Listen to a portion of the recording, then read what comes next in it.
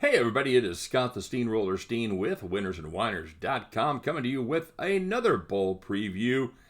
This time it is the First Responders SERVPRO Bowl coming to you all the way from Dallas, Texas. And if you're enjoying what we're doing, watching the bowl series, we appreciate it if you'd give us the thumbs up and consider subscribing to our YouTube channel. Click the bell and get notified each and every time we put up brand new content.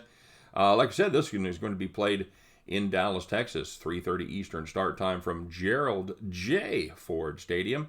That's right, it's the other Gerald Ford, not the president, but the businessman, billionaire from Texas who made his fortune buying and selling banks, and oddly enough currently sits as the chief of the board of directors for SMU University.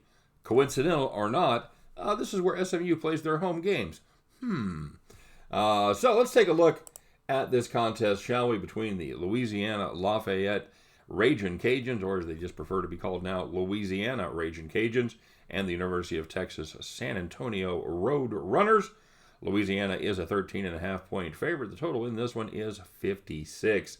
Hey kids, do you like gunslinging offenses, throwing the ball all over the field and ringing up points like the scoreboard was a broken pinball machine? Well, then you might want to watch next Wednesday's game between Oklahoma and Florida, because this game is going to have none of that. This is two teams that like to run the football. They know where their bread is buttered, and it is buttered between the tackles. You know, they're not Army-Navy. They will throw the ball occasionally, usually between 20 and 25 times. Louisiana throw it a little bit more than San Antonio, but make no mistake, they want to run the ball first and foremost. UTSA is 24th in the nation. Louisiana is 26th in rushing yards, but they're both very efficient. The Cajuns 12th in yards per attempt at 5.4, while the Roadrunners check in at 16th, averaging 5.3, just 1/10 of a yard less. They have the Roadrunners have one of the best backs you may not be familiar with, a gentleman by the name of Sincere McCormick. He is second in the nation in yards, second in the nation in a number of carries, and a fairly good efficient runner, as he's 29th in the nation at yards per attempt with 6.0. The Cajuns, they're kind of more of a team rusher. They've got a dual-headed monster, plus their quarterback Levi Lewis will run the ball quite frequently. Mitchell and Regis are their main running backs. Both of those guys average 5.6 yards per carry, as does Levi Lewis. UTSA, probably, weirdly enough, the highlight of their season was a loss, and that was to BYU, where they just lost by 7. That was on a late touchdown, but here's the deal. They had a different quarterback that day, and he had a great day. That was Lone Narcisse. He went 17 for 20 with two touchdowns and no interceptions against the Cougars to keep him in that game. Frank Harris, quarterback now for San Antonio, he's a run-first guy. Like I said, he will throw just over about 20 times, 21 times a game.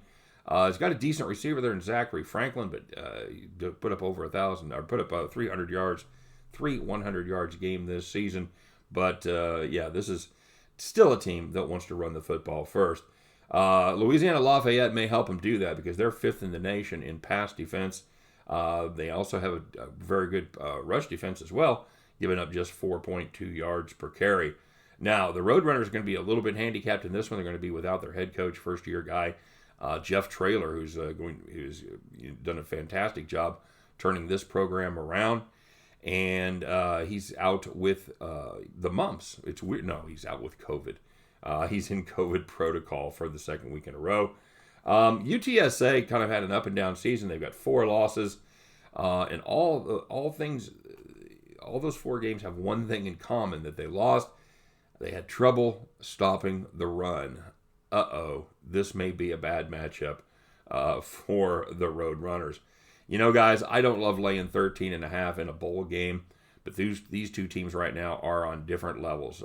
One team has just 1 loss on the season, and that coming at the hands of Coastal Carolina by 3 points, a team that's currently undefeated and would have possibly been in a New Year's Six game had they been able to play their finale there against Liberty. They beat Iowa State to start the season by 17 points, by the way. The other team has 4 losses on the season and struggled with Middle Tennessee State and Southern Miss, beating MTSU by 3 and Southern Miss by 2. I don't love it. This is quite a disparity between these two teams. I think San Antonio is a great story, but Louisiana has a veteran quarterback, a veteran squad. They know how to run that offense, and I think they ultimately take care of business here. Give me the Louisiana Ragin Cajuns minus the 13.5 points at the end of this one. You guys can join me as we pick up our winning tickets and head back to the window. All right, everybody, thanks very much for watching. Good luck on all of your plays. Don't forget, like and subscribe. We'll see you on the next video. Take care.